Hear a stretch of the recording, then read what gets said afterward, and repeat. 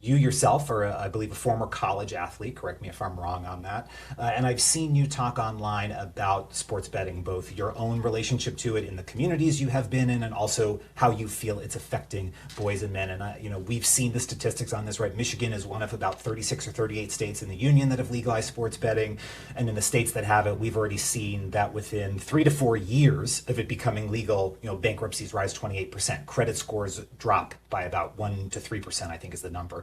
So you seem to know that they're a problem. I'm curious, do you believe government has a role in providing a solution here? I think there's no doubt about it. I just tell you, one of my really good friends growing up, like our entire relationship consisted of talking about athletes from the past, right? Somebody would name an athlete and we talk about, their the good, the bad, and the ugly about their whole career. And it was what our relationship was made of. And I know I'm not describing relationships that are too uncommon for many of your listeners. And for And myself too?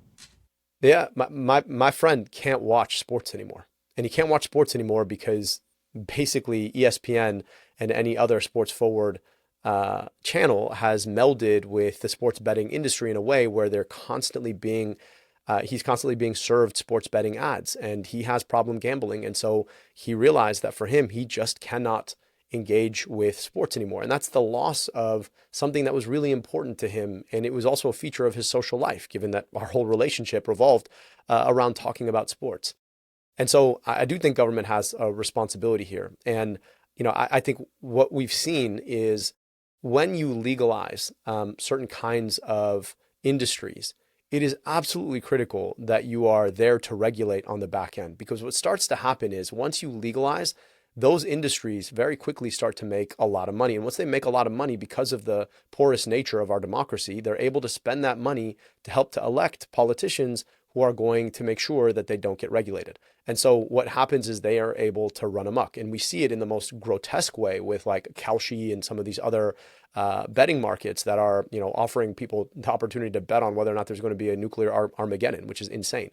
But I do think that government has a responsibility. And I think so long as we're not able to protect people who are vulnerable to problem behaviors when it comes to things like gambling, then I really do think we need to think twice about whether or not we want to make this thing legal, because the industry knows that they make the vast majority of their money on people who do this in problematic ways, who can't necessarily control themselves. And what that means, particularly when it comes to gambling, is you're talking about people who are going into financial ruin as a function of this product. And look, for folks who can place a bet and get a little buzz off of it, but they know when to close it down.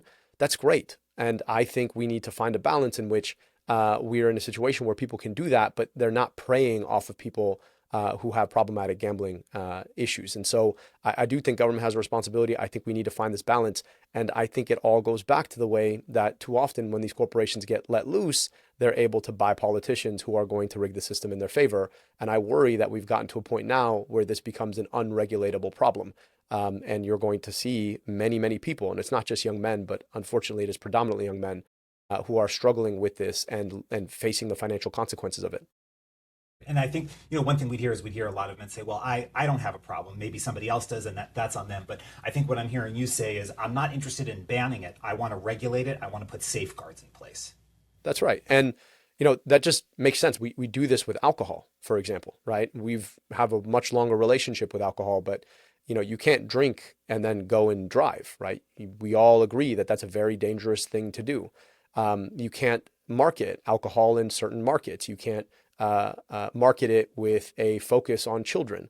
So why haven't we applied the same logic based on hard-earned evidence to something that we also know has really serious risks? And I'll say the same thing about cannabis. I supported cannabis legalization in Michigan. I still support cannabis legalization. I think it should be descheduled, and I think people can engage with cannabis responsibly.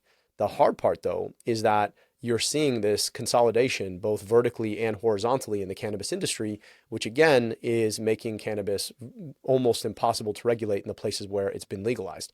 So, to me, when I think about the challenge, it's this. I take my little girl to hockey practice when she's 5 years old, and she's asking me to go to the cookie store. And I'm like, what are you talking about, the cookie store? And I look in front of me, and it's this Cookie Monster blue dispensary that's just called cookies.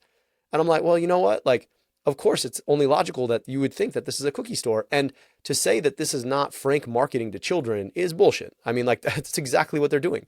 And so we need to make sure that as we think about descheduling and hopefully legalizing cannabis, that we're also in lockstep thinking about the kind of regulatory infrastructure that protects children, that protects people who are vulnerable from being preyed upon by an industry. And I just think that it's important for us to recognize that when you're dealing with some of these issues, there are people who carry substantially more risk. And as a society, we want to live in a place where we collectively are protecting those people who are vulnerable.